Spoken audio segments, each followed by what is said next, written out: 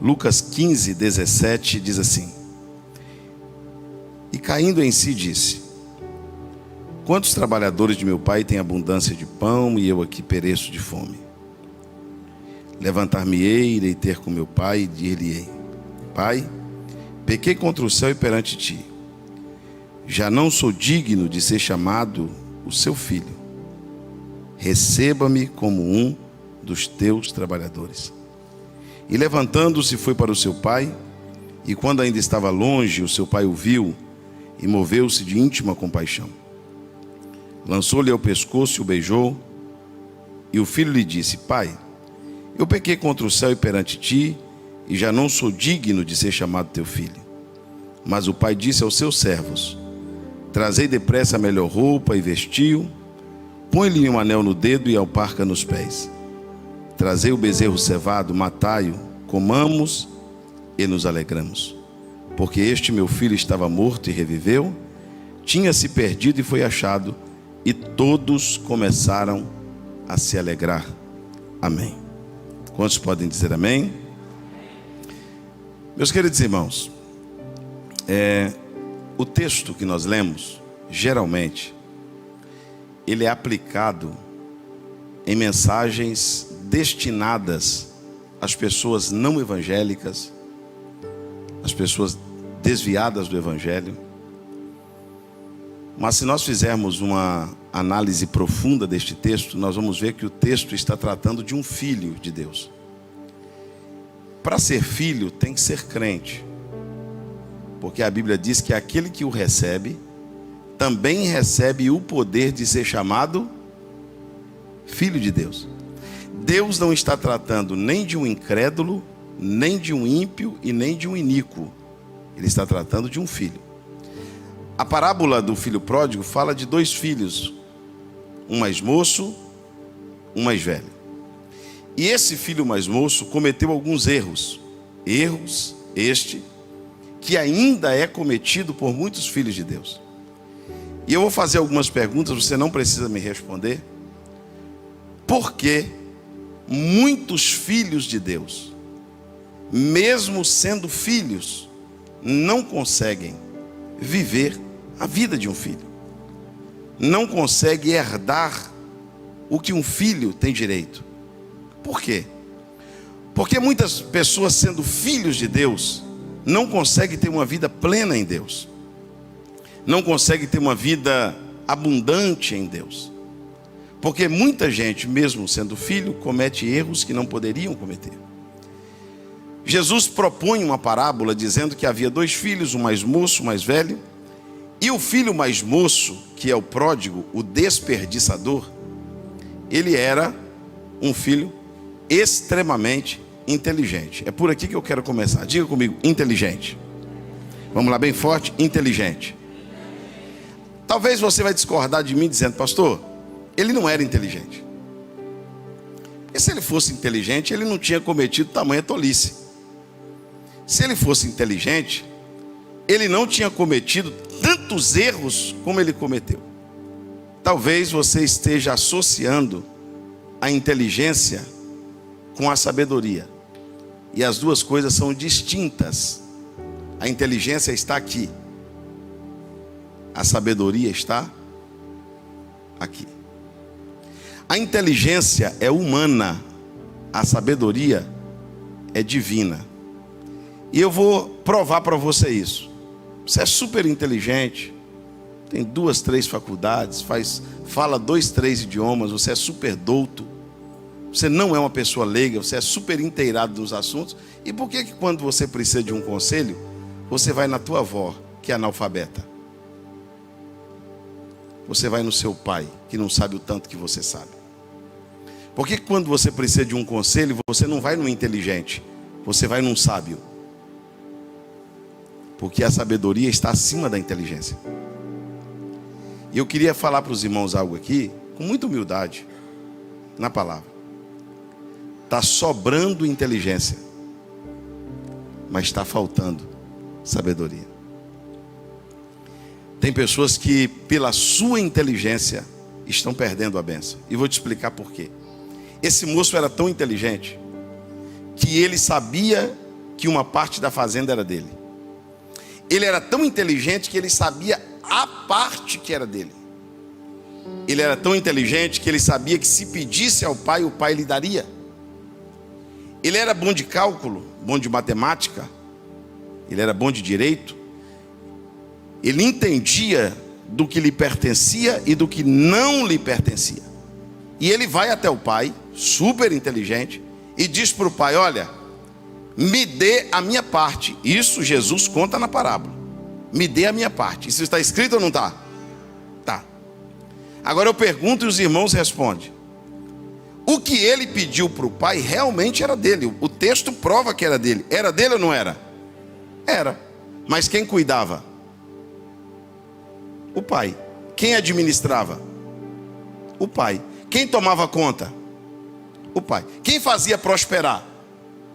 Quem protegia? O pai. Mas ele se achou tão inteligente que ele foi no pai e disse para o pai assim: o que é meu, eu não quero na sua mão. Me faça um favor, pai. O que é meu, passe para minha mão, porque eu sou inteligente suficiente para administrar o que é meu. Por que você acha que na igreja tem tanto divórcio como no meio dos incrédulos? Por quê? Por que você acha que tem tanta gente falida na fé, na família, na finança, sendo filho de Deus? Não era para ele falir. Se ele é filho de Deus, ele não podia passar por isso. Por que nós temos filhos de Deus perdidos no pecado? Por que nós temos filhos de Deus perdidos na família? Por que nós temos filhos de Deus perdidos na finança?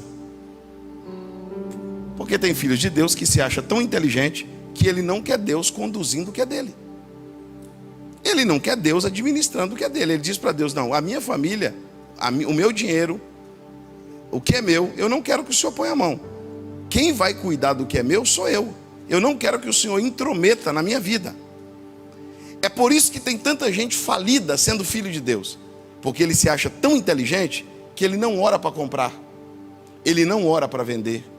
Ele não ora para ir. Ele não ora para voltar. Ele acha que pode resolver tudo. Eu sei fazer. Eu sei como faz. Mas se você sabe, por que está dando errado? Pedro era pescador, pescou a noite toda, não pegou nada. Jesus não era pescador, levou ele para o mar e ele pescou tanto peixe que não cabia no barco. Você bate no peito e diz: eu sei, eu li, eu estudei. Por que está dando errado? Se você é tão inteligente, não era para falhar. Se você é tão inteligente, não era para dar errado. É porque tem pessoas que perderam a dependência de Deus. E por ser muito inteligente. É proibido ser inteligente? Sim ou não? Não. É proibido ser inteligente? Não. É proibido ser mais inteligente que o pai. E tem gente querendo saber mais do que Deus. E quem quer saber mais do que Deus vai à falência. Porque Deus sabe mais do que você. Os pensamentos de Deus são mais altos que os seus pensamentos. Os caminhos de Deus são mais altos que os seus caminhos. Você não sabe, irmão, nem o dia. Você não sabe nem o que vai acontecer daqui a 1 minuto. Deus já conhece a eternidade. A Bíblia diz que antes que houvesse dia, eu sou. Você precisa de dormir para chegar amanhã. Deus não precisa de chegar quarta para ele ir na quarta. Deus sai da terça, vai na quarta, volta na terça e diz para você: está tudo preparado, é amanhã. Mas como que o senhor sabe, Deus? Porque eu já fui lá. Deus não precisa do amanhã chegar para ele ser Deus. Antes que houvesse dia, ele já é. Conhece uma filha rebelde que falou para a mãe: eu namoro com quem eu quero, eu fico com quem eu quero, eu me envolvo com quem eu quero? Você já conheceu um filho que diz para o pai: o senhor não sabe de nada, quem manda nos meus amigos sou eu? Está aí, ó, de cara quebrada. Está aí, mãe solteira. Está aí apanhando na cara de quem não deveria apanhar. Porque você é muito inteligente. Você achou que sabia mais do que a tua mãe. Só não sabe de nada, mãe. Por que você acha que tem crente que não vai para frente? Porque ele não aceita ter pastor. Ele não aceita ter liderança. Pastor, eu não preciso de ninguém para me ensinar, eu já sei. É por isso. Está cheio de gente falida na igreja. Está cheio de gente falida na fé, na família, na finança. E é super inteligente, mas é falido. Porque ele se acha mais inteligente do que o pai. Agora eu vou fazer uma pergunta e você vai entender onde eu quero chegar. Quem aqui tem carteira de motorista? Quem aqui? Você é habilitado para dirigir, sim ou não? Você vai fazer uma viagem. Você entra no carro com a tua família. Antes de sair, você faz o quê? Mas para que você vai fazer uma oração? É Deus que vai dirigir? É o anjo que vai dirigir? Quem vai dirigir não é você? Você não sabe dirigir? Por que você ora? Você ora porque mesmo sendo inteligente para dirigir, você não confia em você. Você confia em Deus. E mesmo sabendo dirigir, você diz: Deus, eu vou dirigindo, mas o Senhor guia. Eu vou dirigindo, mas o Senhor leva. Porque eu não quero o controle. Eu só vou dirigindo, o controle é teu. Administra minha vida, Senhor. Administra meu casamento. Administra minha empresa. Administra o que eu ganho. Administra minha ida. Administra minha volta. Mesmo eu sabendo fazer, eu quero que o Senhor esteja na frente. Porque tem gente que ainda depende de Deus. E quem depende de Deus erra menos. Quem depende de Deus peca menos. Quem depende de Deus reconhece que mesmo sabendo, a administração do Pai é melhor do que a dele. Quem concorda que Deus sabe mais do que nós? Levante as suas duas mãos aos céus. Bem alto, bem alto, bem alto, bem alto. A família é sua. A empresa é sua. O dinheiro é seu. Mas deixa Deus administrar. Deixa Deus comandar. Deixa Deus na frente. Deixa Deus no controle.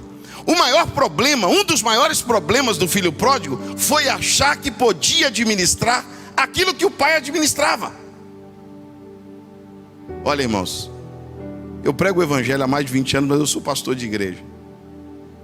Eu sou pastor de uma igreja. O que tem de crente com a cara quebrada? Porque ele acha que sabe fazer e faz sem Deus mandar, sem Deus deixar, sem Deus dar o sinal verde para ele ir. E ele quer administrar tudo, fazer tudo, sem uma direção de Deus, e não dá certo. Quantos aqui ainda dependem de Deus para tudo? Irmão, é bonito demais quando um crente ora para tudo, não é? Ele vai comprar uma coisa, o dinheiro é dele, quem tem que comprar é ele. Mas geralmente o que ele faz? Ele ora: oh Deus, eu devo comprar? O senhor está nesse negócio? O rapaz chega para a moça e diz: gostei de você, quero namorar com você. Ela diz: espera aí, rapaz, não é assim não, eu vou orar primeiro. Eu preciso saber se Deus está nisso. Eu quero saber o que o meu pai vai dizer. Eu já sei o que eu quero, mas eu preciso saber da opinião do meu pai. E por não querer a opinião de Deus, tem um monte de gente sofrendo.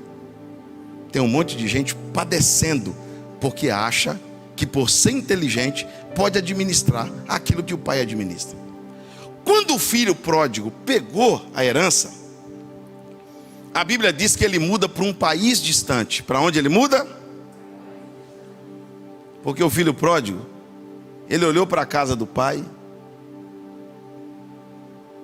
deu uma olhada assim: passei minha vida toda nisso, eu não suporto isso mais, eu quero outro ambiente, eu quero conhecer outros lugares. A minha vida foi ser criado nessa casa. Você quer descobrir quando um crente não está bem? Quem quer saber diz amém. Quando ele não gosta mais de culto, quando ele não gosta mais de igreja. Você quer descobrir quando um crente não está bem? Quando o culto cansa ele, mas o jogo que ele gosta não cansa. A novela que ela gosta não cansa. O papo que ela gosta não cansa, mas o culto é enfadonho. Você olha na cara da pessoa, ele está doido para ir embora, ele está doido que acaba. Ele não vê a hora de sair, porque a casa de Deus para ele se tornou um cansaço. Pastor, só vou porque tem culto. Eu só vou porque se eu não for, o irmão vai ligar para mim e dizer por que eu não fui. Eu só vou porque eu sou da igreja. Não, não é assim. Não é assim que funciona. Essa casa aqui não. O salmista Davi diz no Salmo 122: eu me alegrei. Eu senti alegria quando me disseram: vamos para a casa do Senhor. Levanta suas mãos comigo. Você que passou o dia todo hoje pensando: eita, hoje tem culto. É hoje que eu escuto uma palavra. É hoje que eu vou estar na presença de Deus. É hoje que eu vou estar. Parabéns para você. Você não perdeu a alegria pela casa do Pai. Esta casa ainda te alegra. Esta casa ainda te traz alegria, satisfação, regozijo. Você está feliz por estar aqui. Quantos estão felizes por estar aqui? O filho pródigo passou a ter um enfado pela casa do pai, a ponto de querer conhecer outras casas. Só que quando a Bíblia vai falar sobre a casa do pai, o salmista Davi diz no Salmo de número 27: uma coisa pedi o Senhor e eu a buscarei. Eu quero morar. Eu quero. Enquanto tem gente que não quer vir, tem gente que quer morar. Ô Deus, não tem como morar na tua casa não. Se o Senhor deixar morar na tua casa, eu mudo da minha e moro na sua. Eu queria morar na casa do Senhor todos os dias da minha vida. Para que, Davi? Para contemplar a formosura do Senhor e para aprender no seu santo templo. Como é bom, irmão, quando você está aí dizendo assim: Jesus, como é bom estar aqui. Como é bom estar na tua casa, Jesus. Como é bom cultuar o seu nome. Quantos ainda sentem alegria pela casa do Pai? Olha, irmãos, hoje é culto a palavra. Falo ou não falo? Tem certeza? Falo ou não? Pastor, quando eu descubro que uma pessoa não tem mais alegria de estar na casa de Deus? Quando ele troca a casa de Deus por coisas fúteis. O capítulo da novela hoje vai estar imperdível. Hoje não dá para ir para o culto não. Pastor, hoje não dá para ir para o culto não, pastor. É final de campeonato. Se eu perder o jogo hoje, você não gosta de igreja. Nem passa a mão debaixo da cadeira aí que você pode achar um chiclete, tá? É alguém que não gosta da casa do pai, que tem a cara de pau de mascar um chiclete e colar ele debaixo da cadeira. Pastor, quem não gosta de igreja? Tá aí, ó, tá no culto, fica no celular, fica mandando mensagem para os outros, fica entrando em rede. Você não gosta de igreja. O culto para você é cansativo. Você não vê a hora de acabar. Os irmãos perceberam que os nossos cultos estão cada dia mais sintéticos? Porque as pessoas não suportam mais igreja. A igreja para eles é cansativo. É cansativo estar no culto. Agora não é para todos. Se eu disser que é para todos, eu estou mentindo. Tem gente que ama a casa do Pai. Tem gente que ama a casa de Deus. Tem gente que não está aqui por obrigação. Tem gente que não está aqui porque é dia de culto. Tem gente que não está aqui porque deveria estar. Tem muita gente que está aqui, que trabalhou o dia todo, está cansado, teve um dia difícil, mas disse: estar na casa do Pai para mim é um privilégio. Eu não vou perder a oportunidade. Você pode levantar as mãos porque você está aqui? Você pode levantar a mão porque essa palavra é para você. Você está aqui, você veio. O salmista Davi diz no Salmo 84. O salmista diz no Salmo 84: a minha alma e até a minha carne. Quando ele diz de alma, irmão, dá para entender. Mas quando ele diz minha carne, ele está falando do físico. Ele está dizendo: eu não tenho preguiça, eu não estou desanimado, não tem nada que me segura. A minha alma e até a minha carne anela pelos teus átrios, ó Senhor dos exércitos. Aí quando ele chega no santuário, ele olha para o altar e diz: até o pardal encontrou uma casa, e a andorinha ninho junto aos teus altares. Como é bom estar na casa de Deus. Quantos amam esta casa? Não, levante as suas duas mãos aos céus, bem alto, bem alto, bem alto, bem alto, bem alto. Não tem lugar nenhum no mundo que se compare a esse lugar. Esse lugar é a casa de Deus e a porta dos céus. Neste lugar estão fixos os olhos de Deus e o seu coração para sempre. Glorifique a Deus porque você está na casa do seu Pai. Glorifique a Deus, sabe por quê? Enquanto você está na casa do Pai, tem alguém agora na biqueira buscando cocaína, buscando maconha. Tem alguém no bar tomando pinga. Tem alguém numa ponte para se jogar lá de cima. Tem alguém com um revólver na cabeça para se matar. E sabe onde você está? Você está na casa do seu Pai. Dê glórias a Deus porque você está na casa do seu Pai. esta alegria. A alegria de congregar. A alegria de estar na presença de Deus. Mas o filho pródigo mudou para um país distante, porque ele achou que podia viver longe do pai. Irmãos, nós somos um corpo, sim ou não? Sim ou não? Se você machucar o teu pé ou a tua mão, por mais machucada que ela esteja, se você cuidar dela, medicá-la, ela vai sarar, provavelmente. Por quê? Porque ela está no corpo. Porque ela está no... Agora pega um dedo machucado e amputa ele. Ele vai o quê? Ele vai apodrecer. E por que ele vai apodrecer? Porque ele não está no corpo. Tem gente que acha que pode viver fora do corpo. Posso falar uma verdade, sim ou não? Nós estamos vivendo a época dos desigrejados. Os irmãos sabem disso. Gente que acha que pode ser crente sem ter pastor, sem ter igreja. Não precisa de igreja não, pastor. Não precisa de pastor não. Eu creio em Deus. Eu creio na Bíblia. Não é assim que funciona. O escritor aos Hebreus diz assim: não deixai de congregar como fazem alguns. Obedecei aos vossos pastores, que hão de velar e dar conta de vossas almas. Você está achando que é assim? Eu vou ser crente por minha conta. Não. Você tem que ter CEP. Você tem que ter líder. Você tem que ter endereço. E tem muita gente que acha que pode viver separado do corpo. E por causa disso, ele apodrece. Ele morre. O filho pródigo foi viver num país distante. E lá no país distante ele gastou tudo dissolutamente. Eu lendo o texto eu disse: meu Deus, mas tem necessidade de mudar para outro país? Por que ele mudou para outro país? Por que ele não mudou para um lugar perto da casa do pai?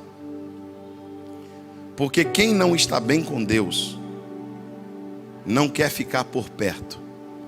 Você já percebeu que quando uma pessoa não está bem com Deus, ele foge dos crentes? Ele foge das pessoas espirituais? Ele foge das pessoas do corpo? Ele quer ficar longe. E a Bíblia diz que lá longe do pai, ele gastou tudo. E a Bíblia diz que naquela terra teve fome. Naquela terra teve. Aí o filho do pai procurou um emprego. E o único emprego que ele encontrou foi para cuidar dos porcos. Para cuidar de quê? Irmãos, isso para um judeu é inadmissível. Porque o judeu, ele não convive com o porco, ele não come a carne do porco, ele não toca no porco, ele tem nojo do porco, ele tem aversão ao porco. Mas essa parte eu só vou falar se você aceitar ouvir. Você quer ouvir, diz amém. Quer ouvir, diz amém. Enquanto esse filho estava perto do pai, ele estava longe dos porcos. A partir do momento que ele ficou longe do pai, ele ficou perto de quem? A distância de Deus te aproxima dos porcos.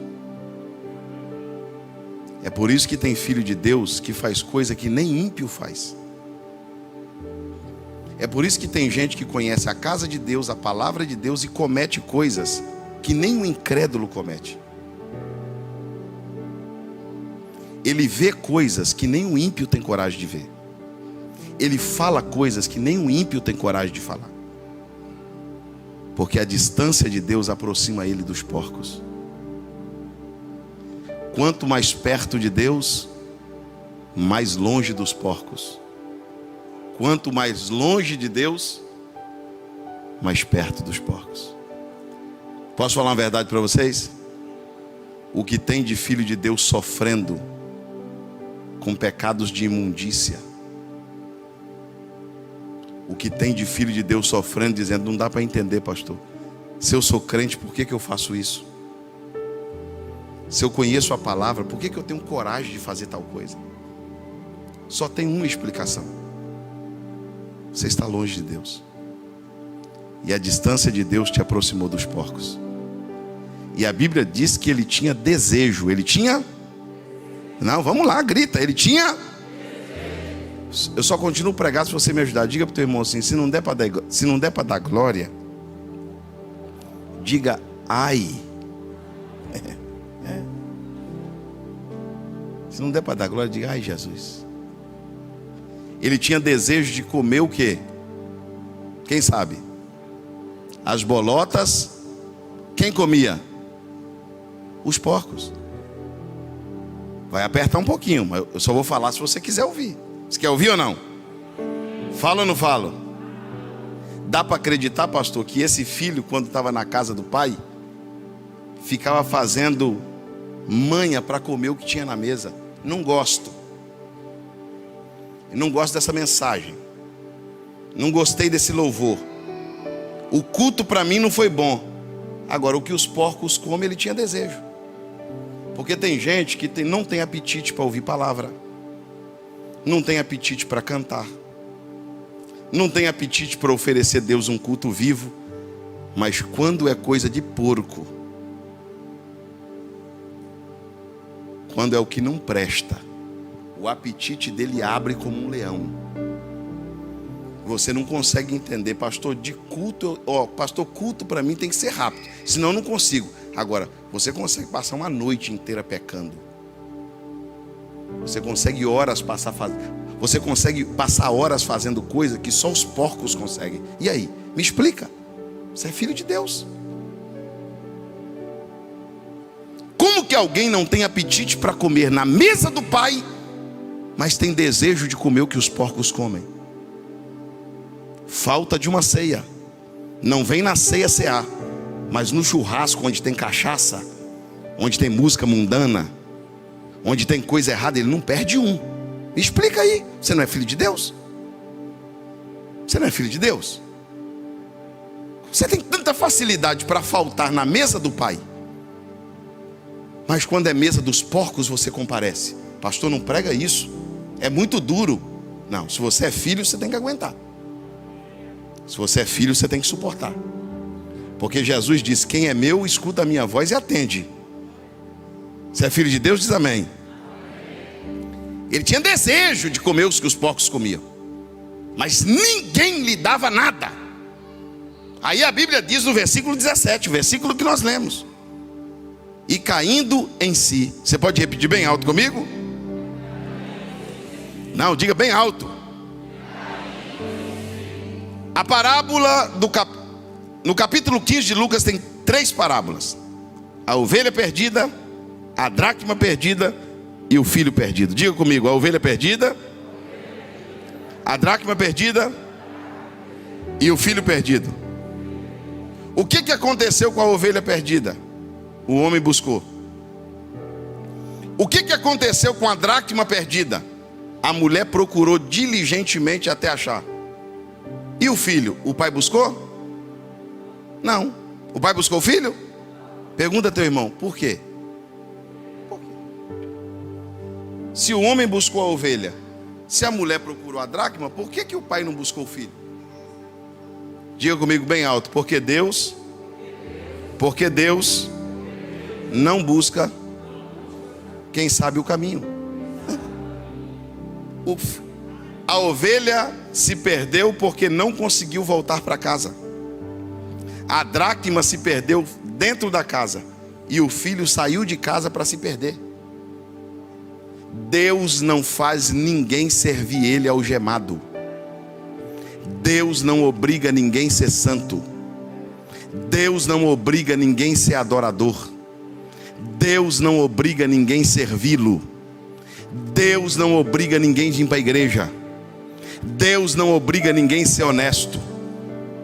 O filho não volta amarrado. O filho não volta algemado. O filho só volta quando cai em si. Quando ele põe a mão na consciência e diz: não é isso que Deus tem para mim. Eu tenho um pai. Eu tenho uma casa. Eu tenho um lugar. Isso que eu estou fazendo contraria o que eu aprendi. Isso que eu estou fazendo contraria os meus princípios. Quer saber de uma coisa? levantar-me-ei. Foi o pai que levantou? Foi o irmão que levantou? É por isso que você sofre atrás de desviado. É por isso que você sofre tentando obrigar a gente a ser crente. Porque Deus não obriga ninguém a ser crente. Você vai falar para a pessoa, olha, está escrito na Bíblia, ele te fala o capítulo e o versículo. Você fala para ele da igreja, ele conhece a Bíblia mais do que você. Porque o que vai trazer ele não é pregação, não é anjo, não é conselho, é consciência. Eu me levantarei. Quer saber de uma coisa? Eu vou me acertar com Deus. Eu vou me alinhar com Deus.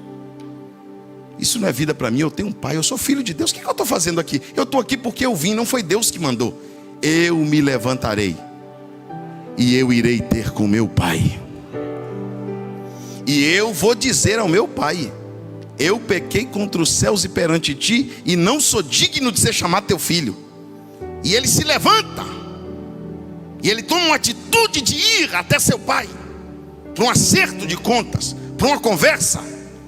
E a Bíblia diz que quando ele está vindo, o seu pai o vê de longe. O seu pai o vê? Vamos lá? O seu pai o vê?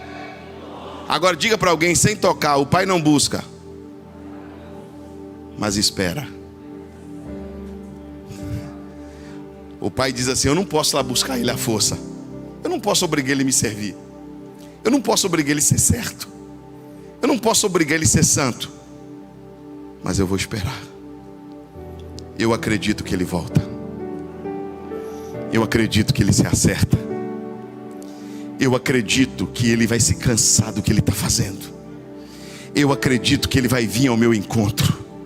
E quando o pai está vendo o filho vindo, a Bíblia diz que o pai corre. Quem corre não é o filho, porque Deus tem mais pressa do que o arrependido. O pai tem mais pressa do que o filho. O pai corre, lança ao pescoço do filho, o abraça e beija. Diga comigo: abraça e beija. Pastor, não pode ser, pastor. O filho está vindo da companhia dos porcos, sim ou não? O filho está vindo do chiqueiro, sim ou não? O filho está descalço, o filho está sujo, o filho está com mau cheiro. Por que o pai o abraça e o beija? Porque o pai só tem nojo do pecado. O pai não tem nojo do filho. Não. O pai não tem nojo do filho. O pai não determina tempo. Olha, vai se banhar, passa um tempo escondido, depois você vem para ganhar um abraço. Ó, passa um ano disciplinado, depois você vem aqui que eu... Não. O perdão é imediato. O perdão é na hora. O arrependimento traz a remissão do pecado. Você pode dar glória a Deus pela palavra? O pai abraça o filho, beija o filho. Eu vou te fazer, quem é mãe e pai aqui? Dá um sinal com a mão. Se o seu filho desaparecer por um ano, você colocar nas redes sociais, na televisão, no rádio, não encontrá-lo, um ano depois você está no portão da sua casa. Quando você olha na esquina, o teu filho está chegando, todo sujo, cabeludo, fedido. Você vai mandar ele tomar um banho, cortar o cabelo, vestir uma roupa limpa para depois abraçá-lo? Ou você vai correr e vai dar um abraço? Porque a saudade do pai é maior do que o pecado do filho. O pai estava esperando por esse momento. E o pai abraça o filho. Quando o pai abraça o filho não entende. E o pai vai trazendo o filho para dentro de casa. Porque o pai está agora conduzindo o filho para o lugar de onde ele nunca deveria ter saído. Para o lugar que ele deveria ter valorizado. E quando o pai entra pelo portão da fazenda, o pai grita e diz: servos, traga depressa o melhor vestido. Essa parte eu quero que você grita. Diga comigo: o melhor vestido. Não, diga mais alto. Agora eu pergunto: depois de tudo que esse filho fez, ele merece o melhor?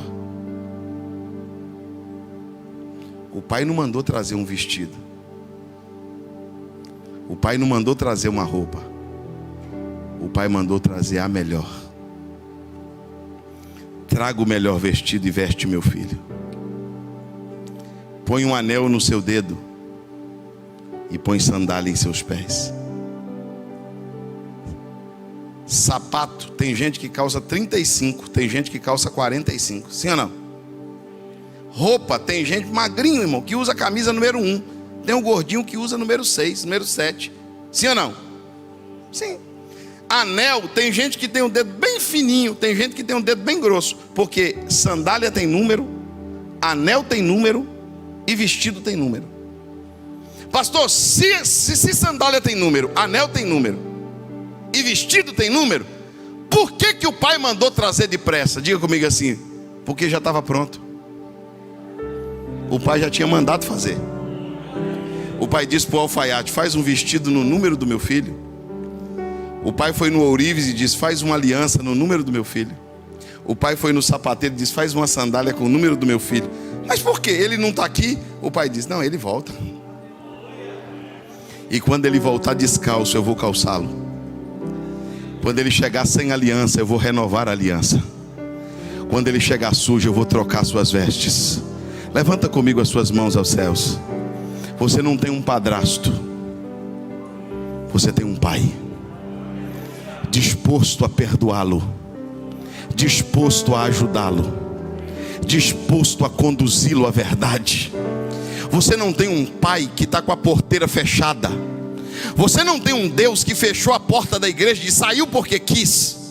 Você não tem um Deus que trancou a porta dos céus e disse: saiu porque é rebelde. Não, Ele está lá no horizonte dizendo: Ele vai voltar. Eu vou acertar as contas com Ele. E não vai ser com juízo de morte, mas vai ser com renovação, com restauração, com misericórdia, com perdão. Quantos podem louvar a Deus pelo seu amor? Quantos podem louvar a Deus pela sua misericórdia? Quantos podem louvar a Deus pela sua bondade? Recebeu um vestido novo, uma sandália nova, uma aliança nova. E agora os pais dizem para os servos assim: o pai diz para os servos: trazei também o bezerro cevado. O bezerro? Você sabia que para se cevar um bezerro demoraria no mínimo 1 ano? 1 ano, no mínimo. A lógica é que o pai colocou o bezerro para engordar no dia que o filho saiu. O inteligente está saindo: eu vou cuidar da minha vida, deixa comigo, eu vou para uma terra distante, eu vivo sem Deus, eu vivo fora da igreja. Aí o pai olhou para o servo e disse assim: rapaz, põe esse bezerrinho para engordar para mim. Mas por quê? Hoje é dia de tristeza, teu filho está todo aí, cabeça dura, rebelde. Não, ele vai voltar. Esse cabeça dura vai entender que não tem um pai como eu, não tem uma casa como a minha, não tem uma palavra como a minha. Ele vai entender que o lugar dele é aqui. Ele vai entender que o lugar dele é na casa. Ele vai entender que o lugar dele é junto comigo. Quem já entendeu isso aqui? Diga glórias a Deus. O pai leva o filho para dentro e diz: mata o bezerro que eu coloquei para engordar. Hoje nós vamos fazer uma festa aqui em casa. Por quê, pai? Qual é o motivo de tanta alegria? Ele diz: este meu filho, este meu. Ele não está falando de um incrédulo. Ele não está falando de um ímpio. Ele não está falando de um iníquo. Ele está falando de um. Ele está falando de um. Este meu filho estava morto, mas ele reviveu. Ele tinha se perdido, mas ele foi achado. Vamos fazer uma festa porque meu filho está de volta. Quem está chegando? O irmão mais velho. Ele está vindo do campo, ele está vindo do trabalho. Ele nunca deixou o pai, ele nunca saiu de casa, ele nunca pisou na bola como o irmão mais novo. Quando ele ouviu o barulho da música e da dança, ele parou, chamou um servo e disse: o que está acontecendo aí dentro? Você não está sabendo? Não, não estou sabendo de nada. O teu irmão, rapaz, teu irmão voltou, teu irmão está de volta, teu irmão está na ativa de novo, teu irmão está bem. E o pai está fazendo uma festa para ele. Aí ele manda chamar o pai, ele não entra. Quando o pai chega, ele diz para o pai: este teu filho. O que ele disse? Por que ele não disse meu irmão? Diga comigo assim: tem gente que sabe ser filho, mas não sabe ser irmão.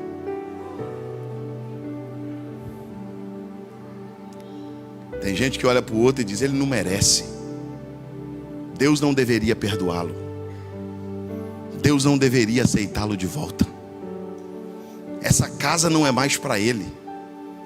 Aí o pai foi lá conversar com o filho e disse: ô meu filho, por que você não quer entrar? Ele diz assim: porque o senhor nunca me deu um cabrito para comer com meus amigos, e o senhor mata um boi para ele. Sabe qual é o problema do irmão mais velho? Ele prefere comer um cabrito com os amigos do que comer um boi com o irmão. Conhece alguém assim? Ele se acha mais, ele acha que tem mais direito aos céus do que o outro. Ele acha que é mais santo que os outros. Ele acha que o céu é dele, que Deus é dele. De tanto que quando ele vai falar, ele não diz nosso Deus, ele diz o meu Jesus. Já viu alguém pregando assim? O meu Deus. Por quê? Porque os outros não têm Deus. O meu pai, os outros não têm pai. O pai disse: não, rapaz, você está dizendo que ele é meu filho, mas eu vou te dizer diferente. O teu irmão, ele se perdeu, mas é teu irmão. Ele vacilou, mas é teu irmão. Ele não fez tudo certo, mas ele é teu irmão. Ele estava perdido, mas ele foi achado. Ele estava morto, ele reviveu. Entra para a festa. Se alegre com teu irmão. Quem está disposto a se alegrar com seu irmão aqui? Fica de pé comigo nesta noite, por favor.